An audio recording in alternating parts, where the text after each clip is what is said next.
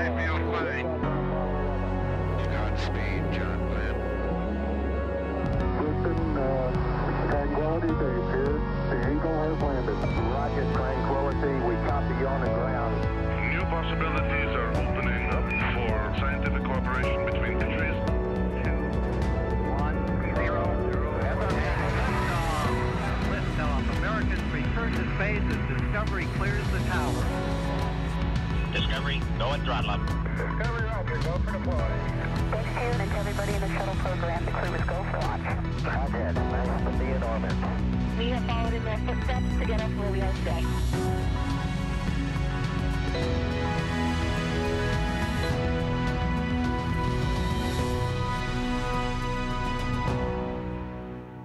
Good afternoon and welcome. I'm Chelsea Vallarta here at NASA's Johnson Space Center in Houston, Texas. Today we're joined by NASA's SpaceX Crew-6 crew who just returned from the International Space Station after having spent 186 days in space. We're joined today by NASA astronaut Steve Bowen, who just returned from his 4th space flight. We're also joined by NASA astronaut Woody Hoburg and UAE astronaut Sultan Alneyadi, both of them having just completed their 1st space flight. Andrey Fedyaev is their 4th crewmate. He could not be here with us today because he's back home in Russia with his family. So I'm in another room, and then we don't have media in the room with them there today. We would hate for them to get sick right as they just got back to Earth. But we do have media here on the line. So if you have a question, go ahead and press *1 on your phone, on the phone bridge, to raise your hand, enter our question queue. But if your question has already been asked, press *2 to lower your hand and exit our question queue. We'll also be taking questions from social media using hashtag #AskNASA. I've got my phone right here looking for your Ask NASA questions, so be ready for those on social media. So I'm going to toss it over now to Steve Bowen for some opening remarks. Thank you. It's a great pleasure, and it's fantastic to be back here. And really, first off, I'd like to thank everybody here at JSC at NASA, as well as SpaceX, for the incredible flight on Dragon, both up, back down, and for our relocate. And in addition, all the control centers around the world. You know, Huntsville, Scuba, Munich, Moscow. It's an incredibly integrated team. And we're actually just a few weeks away from coming up on more than 23 years of continuous presence on board the ISS in low Earth orbit. And I was looking at it and trying to get a sense of what that means. It's about 1/3 of the world's population wasn't even born when we first put man on board the ISS. So that's an incredible accomplishment, and we're just very proud and happy to have been a part of, so far, a chain of 69 increments, coming up on 70 increments. And you know, I think we did our part. I think hopefully we kept the chain strong, and we'll be able to pass that on to the next increment. And it's been an incredible pleasure for me, after several space flights, to get the opportunity to fly with Woody and Sultan and Andrey, and really, it's just amazing to watch people in orbit. It's really incredible. And thank you all very, very much. Thanks, Steve. Now let's jump into some questions. We've got some people here on the phone bridge. I'm going to kick it off to Marvin Marshall. He's with Space Report News. Marvin, go ahead with your question.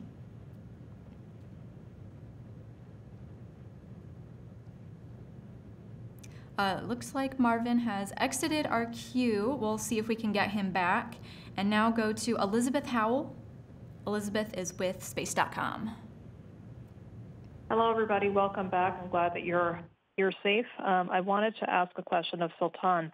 Are you able to talk a little bit more about the plans for yourself and also for the UAE Space Agency for the human spaceflight program? Because we really enjoyed your tweet saying space, this is not a goodbye. Thank you. Yes, thank you, Elizabeth. And again, it's really nice to be back and meeting with people who supported us throughout the mission. Indeed, our program is continuous. It was announced to be sustainable from the first day. My mission is a continuation for the space program, starting from my colleague Hazal Mansouri, who flew in 2019. This is the second mission.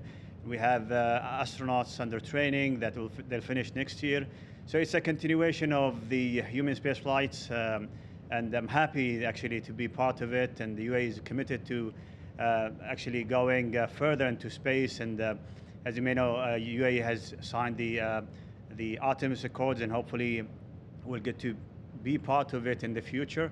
And yeah, I'm really happy with the overall performance of the activity in the UAE, and I think it's going to be really, really interesting in the near future.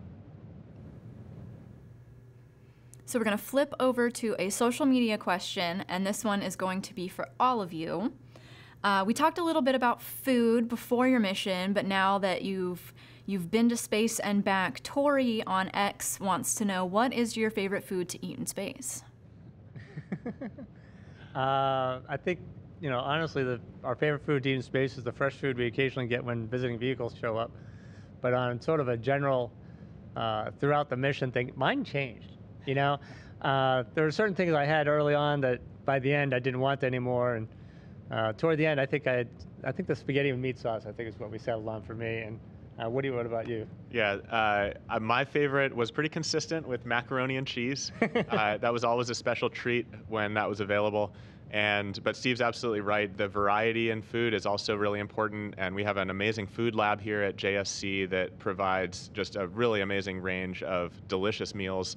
I was a big fan of making tacos, of quite a variety, so all sorts of different filling combinations, and that kept things interesting.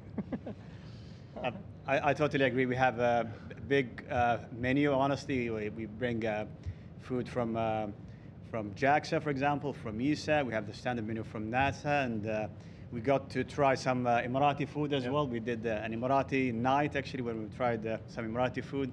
But honestly, 6 months is a long duration when you start to feel bored from a specific food. But again, I have a specific, I would say, food that I really liked right until the end of the mission, which was a mango salad. It was my favorite throughout the mission. All right, thank you to all three of you. Hopping back now over to our phone line, we've got Tanisha Thomas with Spotlight PA. Hi, I had a question for Woody. I saw you brought the terrible towel with you, and so I was just wondering how it felt to see your home state from above and also join plenty of other astronauts who are from Pittsburgh in space. Oh, thank you so much. Yes, it was an honor to continue that tradition. And yeah, it was really fun. It was right from the beginning of getting assigned and realizing it was possible to bring a few small items. I really wanted to bring a terrible towel just as a lifelong Steelers fan. And seeing my hometown from orbit was amazing. It's amazing how quickly the scenery goes by underneath us, but those familiar landmarks that we've seen so many times. I mean, I could see the Three Rivers just standing out clear as day so many times passing over. So that was really, really fun. All right, Woody, I've got another one for you, but also joined this time with Sultan. We've got a question from Shatadal on X, who asks, how does it feel to be in space for the first time? It was amazing. It's such a dream come true, such a unique life experience. I'm so grateful to have had the opportunity. And it's really wild. I thought a bit about this. Before I flew, obviously, we do so much training and we get ready and we're really well prepared, but there's still an aspect of uncertainty. It's just impossible to know what it's really going to feel like. And it's just such a kind of profound thing. You fly up, you reach second engine cutoff. At that point, you go from about a little over 4 Gs to weightlessness all of a sudden. And from that moment forward, I was just weightless for 6 months. So it's amazing watching the body adapt, and you very quickly get used to that just being your new norm. In fact, I think in the past week, as we've been back here, it's been really interesting realizing how used to weightlessness I really am and how strange just basic things like walking or trying to jog feel now. But the body adapts so quickly. It's really amazing. Yeah, I totally agree. I think I was the first one to get out of the seat, and I remember Steve telling me, "You know what to do." I was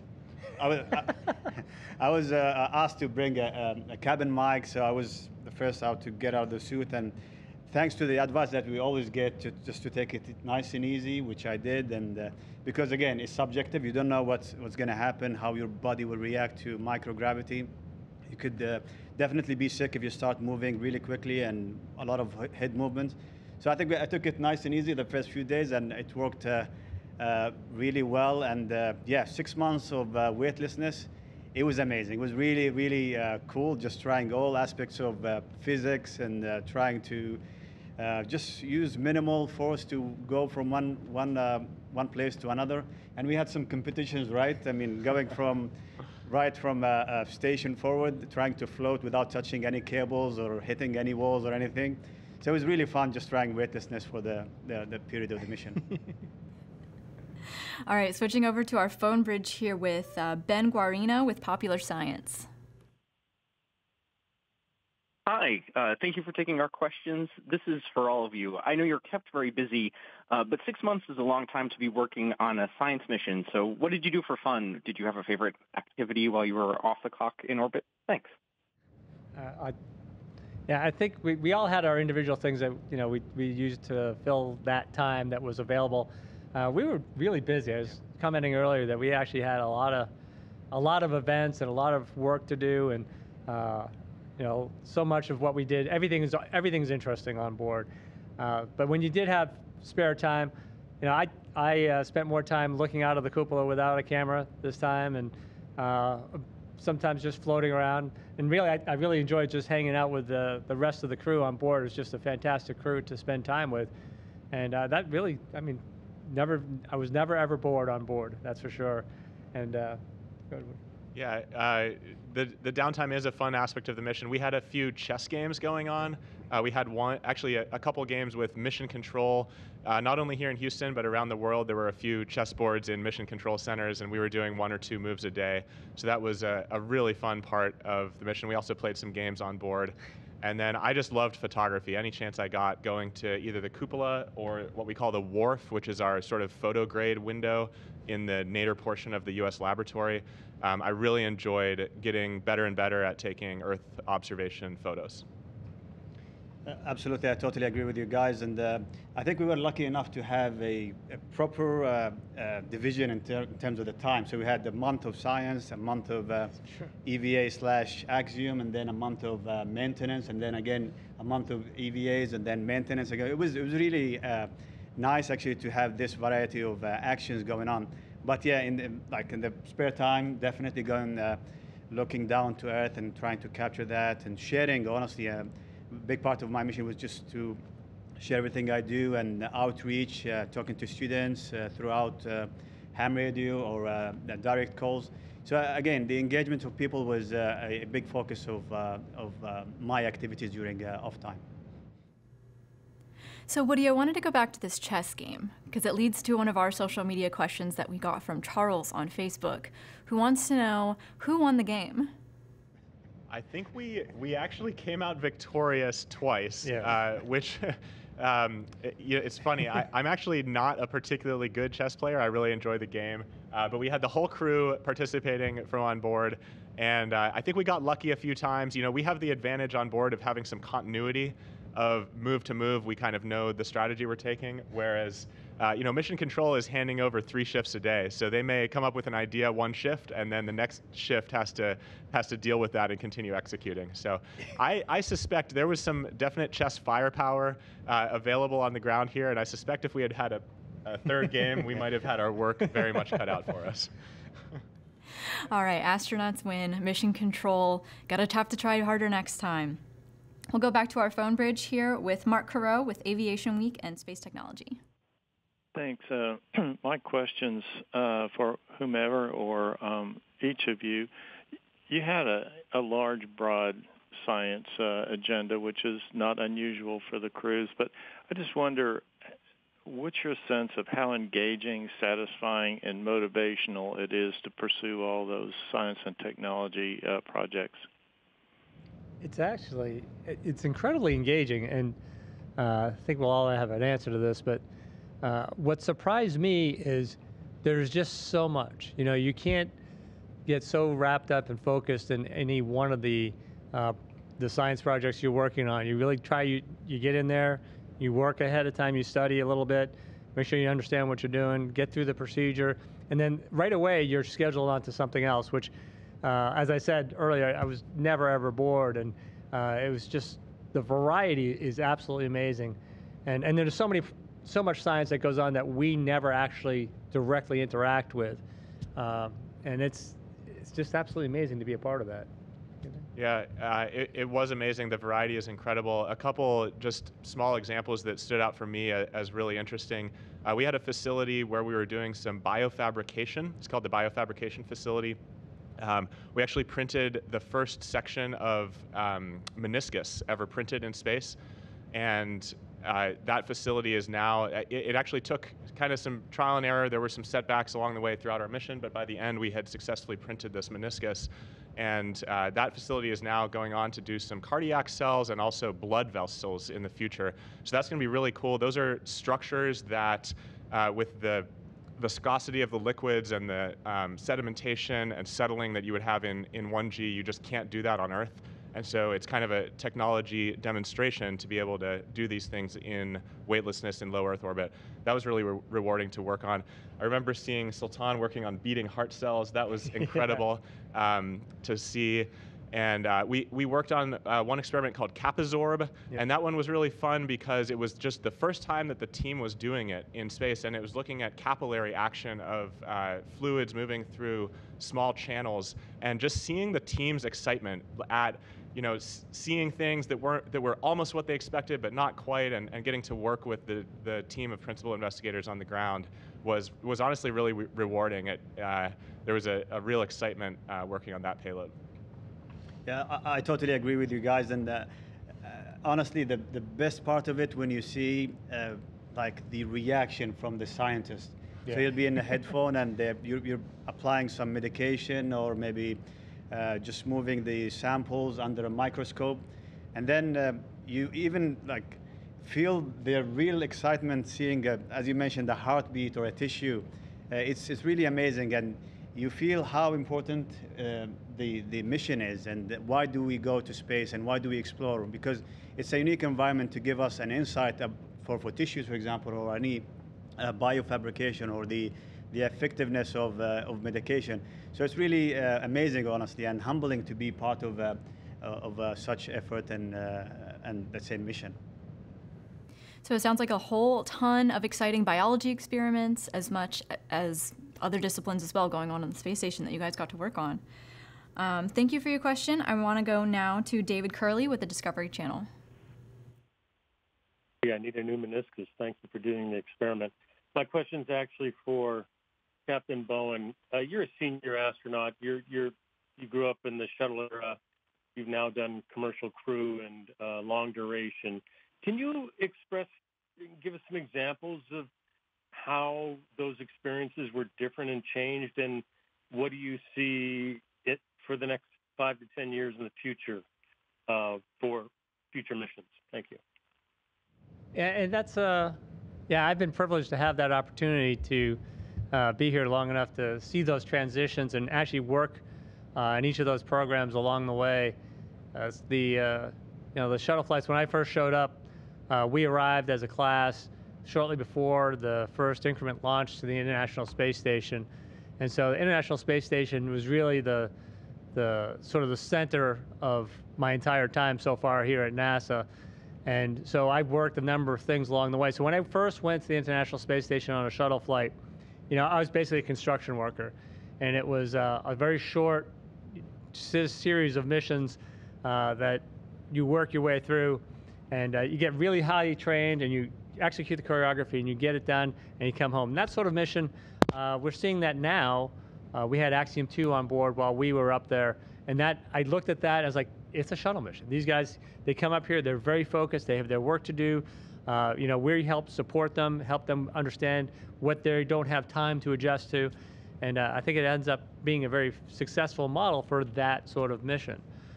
So when I first came to station, life on board station was short, and there are certain things I learned. The odor of space station was similar to an odor of a submarine. That's not necessarily a good thing. You get used to it pretty quick, And so for a long duration mission, it was really interesting for me to sort of witness that transformation from that high intensity short to a much longer, maybe slightly lower intensity. I still felt it was pretty intense along the way. But the changes that you see in your body, which these guys really experienced wholly for the first time. I had my markers. I told them before we got there that, as we get past the first couple of weeks, I'm as much a rookie at this as they are. And it was really amazing to have the opportunity to be a part of that. The model that we're using, I think, helps sort of keep that continuous. The things we're learning by having long duration missions, not just for long duration for exploration for NASA, but actually we are also subjects of a lot of this science as well. As we've been joking that your mission really isn't over till the last sample is taken, and we've got another month or so of that to come. But just being a part of that and that sort of mission, and then I also worked exploration, so I worked part of sort of the Artemis and Orion programs, and that is sort of a different step entirely. And so I think each of these models really has their place going forward, and I'm hoping we're going to continue with these shorter science-based missions, regardless of where that comes from. We could maybe get back into the business of that at some level. The long duration missions, they're looking at different lengths of increments. We sort of settled into the 180 days based on need at one point, but we had looked at other increment lengths, and as the opportunities arise, maybe we can look at some of those. And obviously exploration, everything we're doing now in low Earth orbit will help us extend man's reach into further and further into space.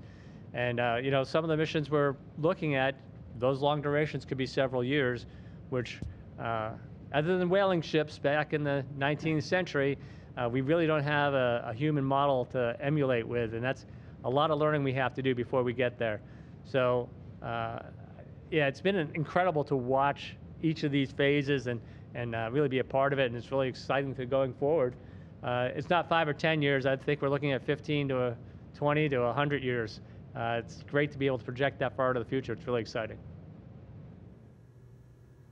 So I want to talk about the spacewalks a little bit. We've got a question from Shannon on X who wants to know, during an EVA or a spacewalk, are there a few seconds incorporated into the schedule for astronauts to embrace the moment and observe space?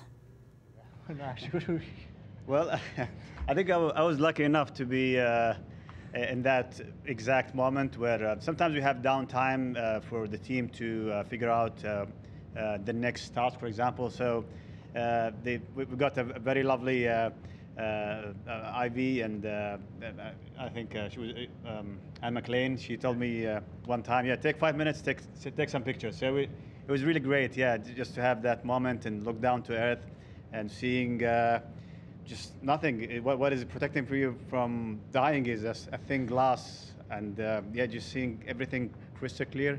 So we do have some time to take some pictures and to observe the moment. Yeah, I have to call out the training we get here at Johnson Space Center at something called the Neutral Buoyancy Lab. It is amazing how well that prepares you for being in the suit on orbit. That plus just a few weeks spent in weightlessness. I was just right at home in the suit, felt super comfortable, and so that kind of allowed me to just hit the ground running straight out the hatch. Definitely had that, it's hard not to have kind of a task focus of wanting to jump right into your activities. For me, it was actually on my second spacewalk, right at the end. I think they sent Steve off to go fetch an item, and I happened to be back at the airlock just hanging out for a couple minutes. And so right there at the end, I did have some downtime, and I actually turned my helmet lights off, and we were in a night pass. And so I just remember looking out at the beautiful space station structure at night, and I'm really grateful that I took a few minutes there to just enjoy the moment. So we're going to try Marvin Marshall. I know we had some connectivity issues before, but if you've got your question, Marvin Marshall with Space Report News. Hi, my name is Marvin Marshall with the Spaceport News. Thank you again for coming back. Sorry that first try got disconnected there. Welcome back to Earth Crew-6. we spoke with you guys aboard the International Space Station there and asked if y'all were playing any pranks on each other. And we were just wondering if you guys wanted to talk about any of those pranks or, any other memorable times that you guys had up there. Thank you guys again. And it's an honor to talk with such an amazing crew. Welcome home. Let's see. We installed some new stowage compartments in the airlock. And I may have ended up inside them after install, locked inside, waiting for my crewmates to let me out. So you could have got. Well, I think you could have got. The amazing part is he fit. Yeah, I do remember that time when actually we pointed. You were in, and then we pointed the camera so the ground team can see it. And we opened the door, and there you are, inside the newly installed panel. So yeah, honestly, everything was really nice and cool. No, I would say serious or dangerous pranks, but yeah, we do love to joke and maybe compete with each other. We had just a small night of space games. We compete with each other, and it was really fun just having that capability to play in microgravity. Yeah. So Sultan, I do have another question for you on social media. Abdullah on X says, my question is for Sultan. How does it feel to be written in the UAE's history pages forever? Okay, honestly, I don't think of my mission as something that a record. Records can be broken easily, but the impact, I would love to think of it as a good impact, a good mission. It's really nice to see the youngsters and the community overall just talking about space and why do we go to space, why do we do science in space. So to me, that is more important. It's not about a person or a number of days. This is easily can be broken. But when honestly, I want to go back and share the experience, share whatever I experienced. I want to answer some questions. I know many people asking a lot of questions. I want to give my perspective to my mission. And I wanted to do that even before arrival. So I was engaging with a lot of people, just answering their questions and speaking their language, or the Arabic language, and trying to explain everything in a very simple and scientific way. So yeah, that is the most important part of me in terms of the impact. I wouldn't think about numbers. So switching over to Woody Hoburg, you've got a question from Natalie with the Pittsburgh Tribune.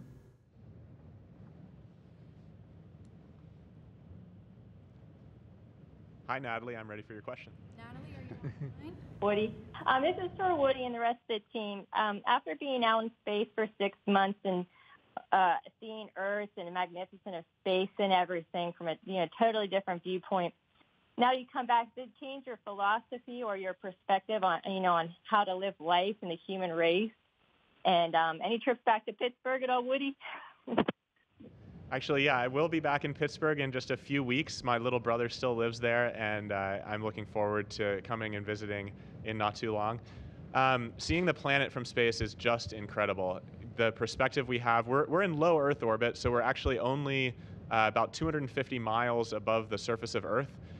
Earth is like 8,000 miles in diameter, so we're actually pretty close to Earth still, but we're just high enough to really get that incredible perspective of just how thin the atmosphere is, and it's just kind of right there in your face how precious and fragile this place is. So I definitely, as somebody who loves the outdoors, I've always felt passionate about protecting this amazing planet we call home, and I only feel more strongly about that after seeing it from low Earth orbit. Thank you for your question, Natalie. So going back over to social media, from Slobodan has a question about the general process of recovery now that you're back on Earth. Can you talk a little bit about that, and what is the average recovery time of a crew after being back from the ISS? Yeah, so as I commented earlier, we've really just started our recovery, and they block off about 6 weeks, and most crew members through the years have commented about 6 weeks. It feels like Earth is normal. It feels like this is where you've always been, this is where you belong. Sort of like space when it took about 6 weeks, and maybe a little bit longer for your headspace. But you know, every crew is different. Everybody's a little bit different. My adjustment this time has been obviously a little bit different than my shuttle recoveries, because I was in space a lot longer and I'm significantly older. So my knees are a little stiffer. I probably could have used the meniscus before we get back. We did have some doctors on board, but you know, I'm anticipating I feel pretty good right now. So we got about 6 weeks, and that's about standard. How are you guys feeling? Yeah, it's wild, both directions. Like Steve said, I kind of think of it as a bit of an asymptotic curve. So every day feels a little better, but you know, even after 1 week, I'm maybe 80 or 90% is how I feel right now. And I think even after 2 weeks, I'll probably be feeling close to 100%, but still just a little off. And that matched my experience adapting on orbit too. It's pretty profound, all the just physical changes in the body. Your vestibular system goes through a lot, going from 1G to 0G and then back to 1G. Fluids are shifting in your body because you go from having that kind of gravitational gradient on your blood pressure to not, and now we're back to having that. And it's just, yeah, you really feel it. But it's also amazing how after a couple weeks, it just feels like your new normal and you're functioning kind of near that 100% level. So similar question, a bit of a follow on another social media question that we have from Nishath. And if you've answered it in its entirety, that's all right. But he is wanting to know if there's any particular striking changes that you noticed after arriving back on Earth. Particularly, are you noticing a change in your taste or the way you've adjusted back to gravity? Well, it felt really, really heavy. Honestly, I was off the straps, and I remember I was the last one to egress the capsule, and I did not notice that I was off strap until the recovery team started to pull me. And I thought, wow, it was only my weight just pressurizing me towards the seat. So yeah, we felt really heavy. Everything feels really heavy, and even I remember Steve handing me a bottle of water. It felt really heavy, like a ton. And I just did not drink it because I didn't want to move a lot. So yeah, and it's amazing how quickly you can get better. It's by the hour. You start moving your arms, and then starting a little bit standing, moving your legs. And yeah, it's amazing how you do recover. Just like, as you mentioned, guys, arriving to space, you adapt really quickly. You come back to Earth, you start to adapt quickly as well. It's not easy. You might have some difficulty walking. You might have motion sickness, but I think, and this is an opportunity to thank everybody in the recovery, starting with the recovery team, the flight surgeons, and everybody in the rehabilitation facilities to make us get back to normal as quickly as possible. So speaking about this adaptability, Samuel on X wants to know, what did you have to adapt to living in space that we could utilize here on Earth? So general advice for adaptability that we can use. I'm not even sure how to actually answer that, because what sticks out in your brain is the things that you actually had to change to accommodate living in space, and things you had to change back when you get here. But things that might impact how I live on Earth, I think this may just be me, but I try to be incredibly efficient in my home and elsewhere as far as how I put things away, how I pack things, the ability to find stuff, putting things in their proper location. That is a habit. Hopefully I didn't violate it too much on orbit, but I think that's a skill and a habit that you learn, you have to know on the ISS. And I think that's something I'd definitely take with me from that. Does you have anything else? Yeah. Awesome. So that was the last question that we had submitted. I know we've talked a lot today about spacewalks, first space flights, favorite moments, favorite experiments. I just wanted to ask one last question to all of you. Is there any last bit of your mission that you want to share with us? I think that as we get the opportunity to go through the photographs and videos and things that we managed to gather on orbit, those things that will be much longer lasting than than our memories, basically. I think there'll be things that we see and will be big reminders and cues, things that we've missed, things that were significant that we may not have had the opportunity to really think about and discuss. I had mentioned earlier I was starting to work through the 3,000 or so, 4,000 emails that we got while we were on orbit that and I was amazed at the amount of things that were accomplished during our mission, not necessarily by us, but I still get a lot of the all the ground emails as well. And so working my way through that, you know, it was just an amazing opportunity to see the team and how much continuous work there was that went into our increment. And there are probably things that we're missing that that we haven't had a chance to really digest and discuss because there's so many incredible contributions from people on Earth, obviously, who to our mission that we can't even really think about or thank at this point, which is unfortunate because it really was an incredible experience. You guys got anything? Yeah, I just want to recognize Frank Rubio. Absolutely. Frank got on orbit expecting to be there for 6 months, and as many folks probably know, there was an issue with his Soyuz vehicle. There was an unexpected coolant leak on the radiator, and pretty far into his 6-month mission, he learned that he would be staying on board for a full year. And actually, Frank just a day or two ago set the American record for duration of a U.S. astronaut living and working in space. So that's really incredible. Frank was there when we got there. We spent 186 days in space, and Frank was there when we left, and he's still there right now. That guy's an amazing leader. He happens to be my classmate. He was our what we call USOS lead for the time we were on board, and he did a just exceptional job. And his cosmonaut colleagues, Sergey and Dima, are in exactly the same situation as him, spending a full year in space. So just being, you know, basically we had some manifest changes that affected the time we were on board, and being up there, experiencing living and working in space with those guys was a real honor, and they're just doing a fantastic job. Yeah, totally agree with you guys. And honestly, I'll talk from my point of view, and this is a message to everybody in the region and specifically in the UAE. And yeah, I just wanted to say thank you for everybody. Thanks for the help and support. You might see 4 astronauts going to space, but honestly, this is not possible without the support of the families, the support of the friends, and the ground teams. We're not talking about hundreds, we're talking about thousands of people working tirelessly to make this possible. And throughout the 6 months, we might just work in the morning, work and then go to sleep, but definitely there are people working around the clock to make this possible, to facilitate all the science, all the daily works, the maintenance stuff. So it's a great thing, and coming from a region that missions to space were stopped for a long duration, I'm feeling humbled by this experience. So I would like to say thank you to you too, as well. Thanks to Andrey in Russia, if he's watching right now. So and I get to be asked honestly, do you want to go to space again? And I would say definitely I want to go to space. And if I get to travel with you guys again, I would definitely go with you again. So thank you so much.